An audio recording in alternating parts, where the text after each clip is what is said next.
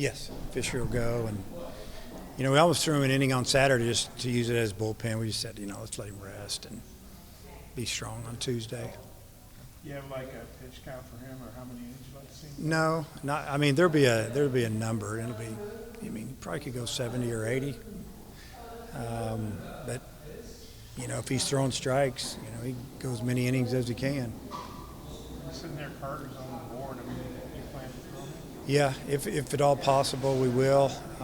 Obviously, we want it to feel right, and maybe not put him in like a super leverage type position. More of maybe it'd be like start an inning and kind of go from there. How big a surprise is it that he's ready this quickly?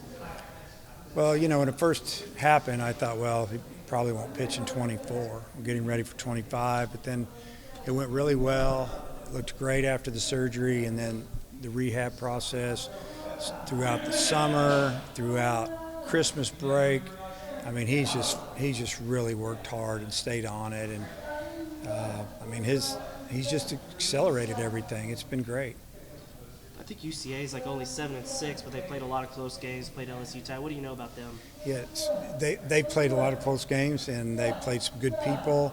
They will fight you, and they're coming off a weekend series just like everybody else. So it's they're probably trying to figure out exactly how they're going to handle their pitching.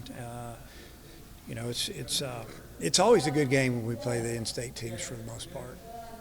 Coach, you talked about how Nolan Souza, the way that he's playing good and making your life a little bit more difficult with that decision at second.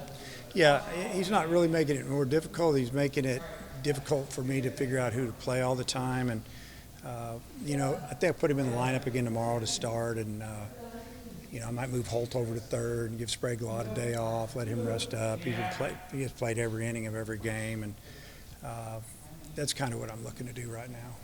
So with Bybee getting near the end of the protocol, from a return to the mound perspective, you got a timeline in mind? Maybe 10 days out, maybe next Tuesday. Okay. Not sure exactly all the rules on that, but he's throwing on his own and doing some things. We just couldn't really do anything with him until yesterday, and I think he's. I don't think so this weekend, but next week sometime. And then you didn't mention Adam Hatchman. What's the update on him? Well, he's coming off of surgery as well, and he's not ready yet. So, we're not rushing that process at all. We'll just wait and see how he feels when he's ready to pitch. We'll pitch him. With Carter, are you looking to maybe get an inning out of him? Don't want to overextend? Yeah, there'd be definitely a pitch count on him, and it's probably more of an inning. Yeah. You've given Wilmsmeyer a couple of days off. Do you think that might help him a little bit, kind of watching it from the sideline, watching the dugout? Yeah, I think so. I mean, obviously, really good defender, and we'd like him to be out there, and he will be out there.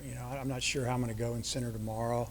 I could play Lovich out there. I could make a few different changes, but sometimes just getting offside, relax a little bit, just calm you down. I think that's what he needed. You've done that a few times over the years. Just how do you know when to play that card, when to let him kind of play through it? Just how do you go about that? Well, you're not sure. I mean, you're never 100% sure. Then you just kind of watch and see how the at-bats are after the fact, and usually they're better. They're not going out of the zone as much or swinging as missing as much, and maybe they've slowed the game down a little bit. So yesterday, like you Gage Wood back out there. Yeah. What's the plan for him? Yeah, I mean, he's available tomorrow, so we have confidence in Gage, and he's got a good arm, and he's got to finish hitters. He gets ahead of them a lot, and then he's made a mistake. 2 strike mistakes, and they've made him pay, and that's the way the game works, especially the higher level you go. When you make a mistake, they're usually going to square it up. Has Stovall gotten to the point where he can stand in against pitchers yet? Yeah, what we've done with him is he's standing in when all of our pitchers, for the most part, a lot of them are warming up or throwing their bullpens, and we put a screen in front of him. Okay. You ever projected date for when he might be able to get back in the lineup? Well, I was hoping that he could get back for Oral Roberts. But I don't know if he's going to be ready yet. We'll just wait and see. We just don't want to rush it. I mean, once he gets back in the lineup, he'll be in the lineup, and he'll be playing all the time, every day. You mentioned some of the conversations you had with people like in your office, wanting to play, just overall team morale, team chemistry. Just do you see positive signs in that regard? Yeah, and we knew that there was going to be some guys that, they're used to playing that aren't playing. The way it works, you bring in, a JUCO transfer or grad transfer. or anybody that with a little bit of experience, they're used to playing. And then you bring in freshmen that are pretty darn good, and they get in the lineup, and they take somebody's job or whatever the case may be. Just as long as they can back it up, they got to prove that they deserve to play over somebody. But, it's been good. I think guys understand that if, unless they're doing really well and somebody else is doing really well, sometimes it's not that difficult of a decision if you're just talking about that game.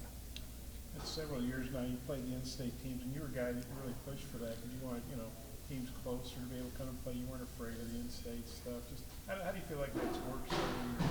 I think it's been good. I mean, I know that if I coached at a school in this state and it wasn't the University of Arkansas, that I'd want to play Arkansas. So I think that I'm sure their players, want to play in the ballpark, want to play in front of a bunch of fans, and they know guys on our team as our guys know some of those guys, played summer ball with them and stuff. I think it's good. It's probably mentally more difficult for us than them. A lot of cases they have nothing to lose, and if we lose, we're supposed to win. But really every game we play now is kind of that way. So it's another game for us. We're gonna do the best we can to win. A couple weeks in, you're 9-2. Just kind of, where do you feel like you guys are right now? Yeah, I think we're going to be a lot better. And it doesn't mean we're going to win, 9 out of every 11 games we play. Competition's going to just get better and better.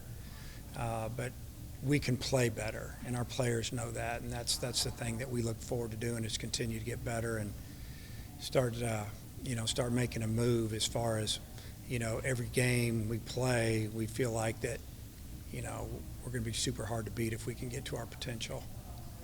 You mentioned that he was laid back nature. You also mentioned, he's pushing more than maybe a little bit anybody else. How have you seen him handle the slower start of the season? I think he's handled it great. I mean, inside I'm sure it's bothering him a lot, but he's not really showing it. He's not a bat thrower or glove thrower or screamer. He hasn't let it bother him in the field. He's fielded the ball pretty good, and I like his demeanor. He's got some fire in him too, and he's a tough kid. So he might have the perfect makeup for this game, because it can be so frustrating. But I think he's getting real close.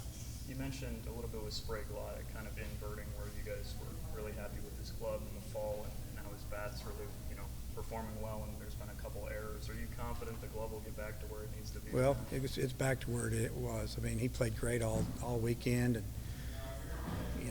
I just feel like it just happens. That's baseball. You can make 3 or 4 errors in a 2-week period and not make an error for 45 days. It's a tough position, third. You got to come and get balls. You got to backhand balls. You get balls hit at you super hard. If you look over the years, you go look at your good third baseman you have, most all of them are going to make 10, 12, 15 errors before the season's over. It's kind of when you make them. You like to make them that they don't hurt you, obviously. What's Cody Frank done to pitch the ball for you so far? Well, Cody showed us last year what we thought we were getting. I mean, this guy can pitch 2 times on the weekend or twice during the week, whatever you need him. He's just been versatile. He throws strikes, he competes, he can field his position. And then he got hurt, came back, seems to be better than ever. He hadn't lost anything, probably gained a little bit, actually. And we just like him out there. We feel confident with him on the mound.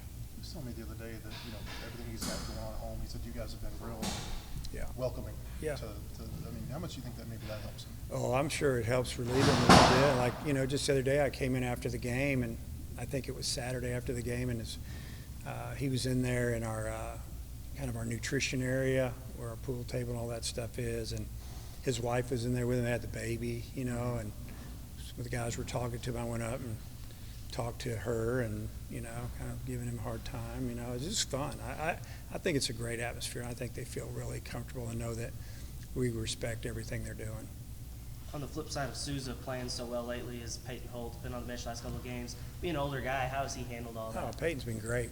Peyton knows that he's going to be moved around a little bit. Let's say Stovall didn't get hurt. Was he going to be our third baseman? Is he going to DH? Is he going to play in left field? Is he going to sit?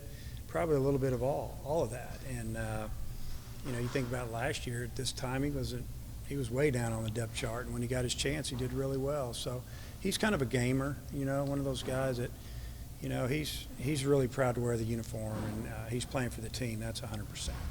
With Gackle throwing a lot of late inning situations, closing games for you, when you think back to how it played out with some of your freshman closers the last couple of years, does that make you a little bit more cautious of how you use him down the stretch?